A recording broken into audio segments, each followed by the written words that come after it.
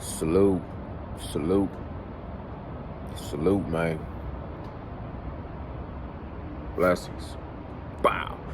It's Nocturnal Thoughts, but a real quick video that I'm gonna get out the way. So, my hat goes off to Regis, the Ruger Group Progress, and Devin, the Dream Haney, for doing everything they had to do to build up this fight, to promote this fight, to prepare for the fight, sharpen up their blades, put on their battle armor, you know what I'm saying, mentally and physically prepare to go to war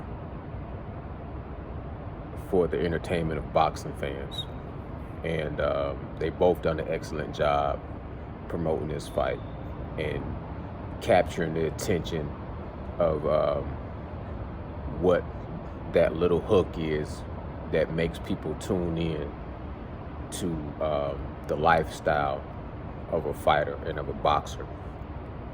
I'm pulling for Regis Ruger Progress, man, make no bones about it. But I have no dog in the fight. Let the best man win. And let's both of these guys have a great night, great performance, make it home safe to their family. You know what I'm saying? I just feel like they both bring a lot to the table as far as there's really nothing to dislike about either opponent. They both have excellent background stories. They both excellent men and excellent fighters. You know what I mean? So you can't pull the race card. We both black. You can't really pull the rich versus the poor because they both rich. And Devin Haney might be like one generation away from being poor versus Regis grew up a little poor, but now his kids is growing up the same way, you know, Devin Haney grew up, maybe even better. So it's not a class versus another class. It's not a high class versus low class. Both of these dudes is rich.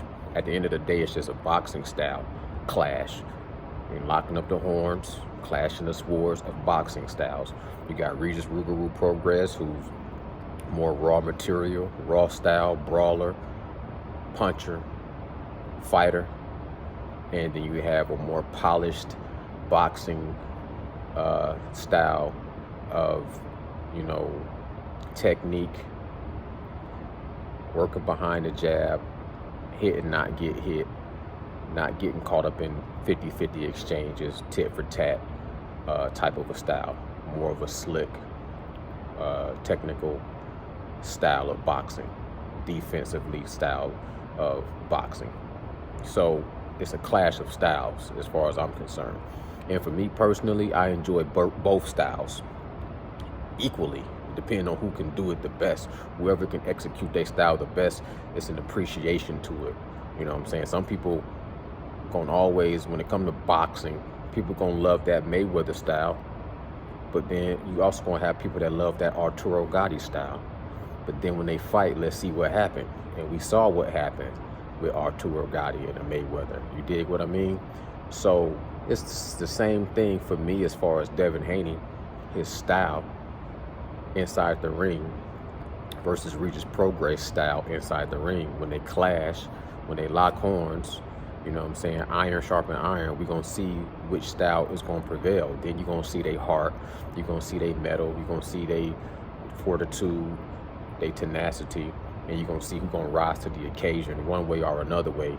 And then when you go into their background and talk about their childhood and talk about their journeys through life, you can kind of get a glimpse of what made them who they are, and you can kind of gauge on who's going to show and prove. But at the end of the day, they just have to prove it in that ring. You dig what I'm saying? So me personally, boxing IQ, all logic points to Devin Haney outpointing Regis Progress via the jab, using ring generalship, using his educated footwork, working behind his jab, stick and move. If it get into close quarters, do some body work, but then try to clinch up real good.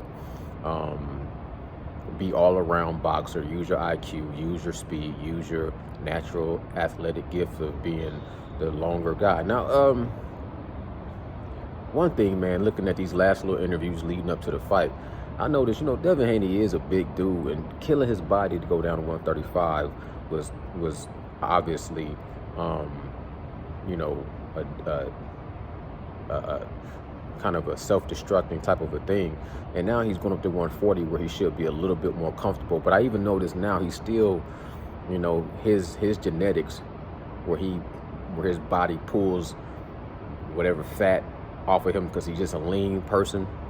But you can see even getting down to 140, his face start to sink in a little bit. His fingers start to shrivel up a little bit. So getting down to the 140, you still see he has to sacrifice a weight. And we're going to see how that's going to play. He say he feel more comfortable. He more hydrated. He drinking water. He say he feel faster and stronger. And he just really is amazed at himself, at how better he feels with that 5 pounds difference. Looking at Regis' progress, really the weight cut, I've seen him struggle before with weight cuts, but and I don't know, you'll know what they look like on the scale, but from what I can tell right now, Regis' progress looks a lot more energetic and a lot more comfortable at 140. I don't think he's just a big dude. As a grown man, I feel like he probably one of those guys that's walking around maybe 160. To me, he kind of a smaller dude, but he just got power. I ain't never seen him really like fat, and I ain't never seen him super cut. He just ain't got that real cut, lean body. So he just ain't no big dude, So I think that 140, since he has this nutritionist, that Decline Walsh guy, same guy I think that was the nutritionist for Tank in the past and for Earl Spence for the Terrence Bud Crawford fight, which I don't like that, you know what I'm saying? I don't know. But since he got that nutritionist, to me, he just look a lot more comfortable at the weight right now. We'll see what they look like on the scale. If his face gets emaciated, or if he looks like he's drawn in and sucked in, or if he beaten down the scale. We'll see. But from what I can see right now, Devin Haney, even though he says he's more comfortable, he's still kind of looking like you can see his skeletal features a little bit more, his cheeks sinking in more. So I don't know how that's going to affect him in the ring. Regis' progress, his style, puts him at adversity against a guy like Devin Haney in the ring. Most people just look at it like most likely he has to land that one shot on the chin, or he has to break him down to the body, you know what I'm saying, and then land that shot to the chin. Got to get on the inside, got to get in the wheelhouse, and you got to go to work breaking this man down. Got to cut off the ring, you got to set traps, and you got to, tap him on that chin and hurt him and stop him, or drop him multiple times to win. Even though he's the champion, he has to be the one that, to me, that's kind of the hypocrisy of it all. Like, Regis' progress is the champion, but we looking at this like he has to be more dominant to get the decision, or he has to knock out to win the fight. Sort of like when Devin Haney went to go fight Kambosos, a lot of us were saying, you going into that man's backyard, you gotta do such and such, X, Y, Z, in order for you to win. They're not gonna just give it to you. You gotta dominate, you gotta knock them out, blah, blah, blah, blah, blah. And we don't know. We think the judge is gonna be fair. We're gonna see. It's always a little bit of controversy in boxing, no matter how it goes. It ain't boxing without some controversy mixed into a 12-round fight. So of course, that's why we like knockouts, because they're more definitive. You see somebody get knocked out, unless there's some bullshit where it's a long count or early stoppage, usually a knockout is pretty finite. So I favor Regis going into this fight as far as I'm pulling for him to win. I'm rooting for him to win only because he's an older guy with the family, with the wife, with the kids, and he had to get it a little bit harder to put everything together to be where to put everything together to be as successful where he's at the current time. I respect it, I salute it, and I support it, and I applaud it. On the other hand, when you look at Devin Haney and Bill Haney, it's a 50-50 thing. You got to give a lot of credit to Bill Haney for doing what he did as a father. I have to give a lot of credit to Bill Haney, and then, the rest of that credit kind of trickles down to Devin Haney for choosing a crazy sport like boxing to hone your skills and craft in a brutal sport like boxing. You could have did anything, dude. For what it sound like, I don't know personally, but from what it sound like, Bill Haney had established a certain lifestyle, and he probably could have chose to do whatever he wanted to do and still would have had a comfortable life. He chose to be a boxer, he chose to fight, and he did it in a way where he's at the top. You know what I'm saying? He's been undisputed. He's been around the world. He's fought everybody. He just got a few more names on the hit list. You can't do nothing but applaud it and salute it. You know, but to me, he's like the younger generation. He's the younger creamer. He's the younger guys, the culture. You know what I'm saying? And to me, Regis Progress represents the old school guys. You know what I'm saying? The changing of the guards of a few people that still ain't ready yet. Like some people, even though we in a certain age, we just ain't quite at that point where we just gonna hand it over to the next generation. Y'all gonna have to pry it out of our hands. We still got a lot of juice. We ain't old.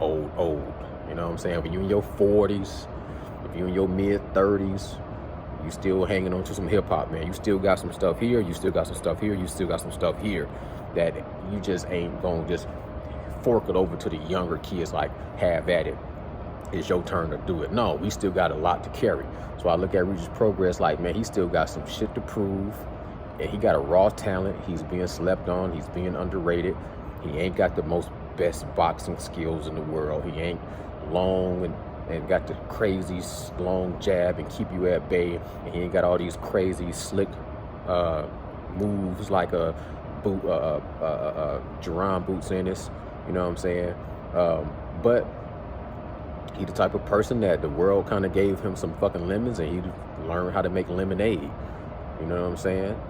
And that's what my generation is really about, seeing how this world kind of give you a bad hand and you still just learn how to play the cards you dealt and still be a winner one way or another way. Regis Progress, Devin Haney is just at the other end of that. Like, Regis Progress represent my son.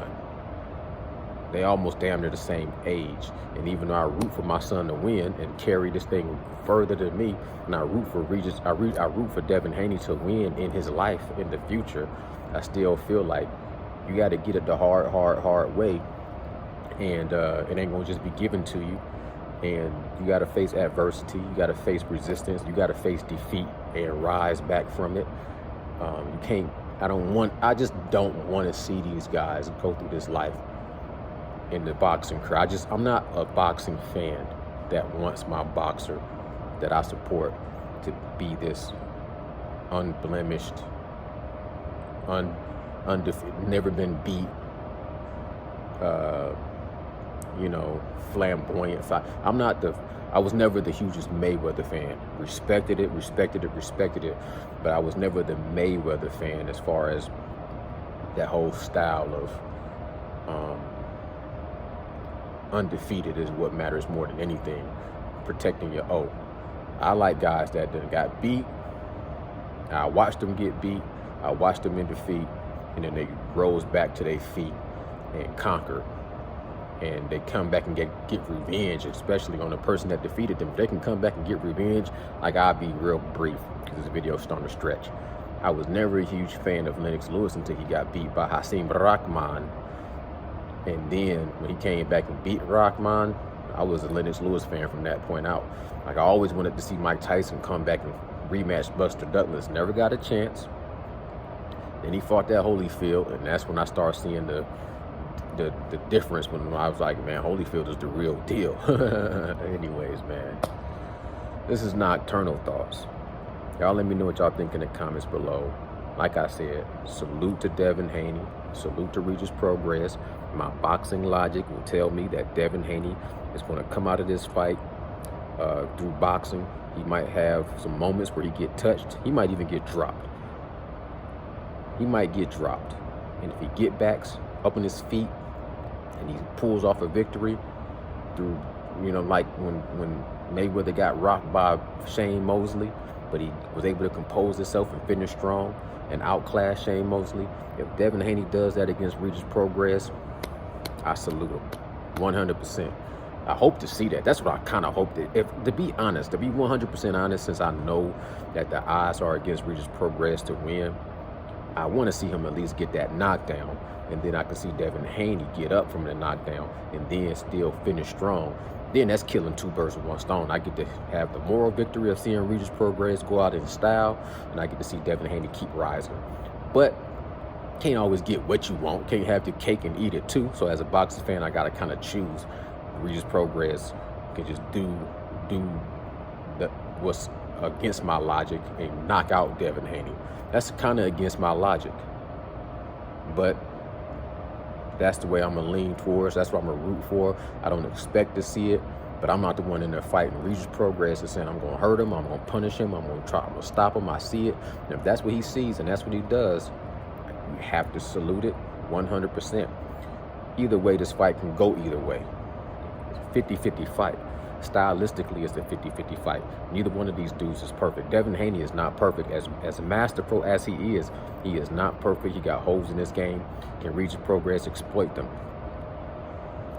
Regis Progress definitely is not the, most slickest boxer. He is, he has limitations, and Devin Haney definitely should be able to capitalize off of him, but it can be easier said than done. He might go in there and that shit might be different. He might go in there and all the shit he was doing in the past might not work. The shit he did against Jojo Diaz and the shit he did against Lomachenko. He might go in there and find that he's in a dog fight right from round one in a firefight, and then he realized he can't just touch the fire without getting burned. So this fight can go any kind of a way, which what makes it an entertaining fight. Those are my thoughts, y'all. Let me know what y'all think in the comments below. It's Nocturnal Thoughts signing out. Bow.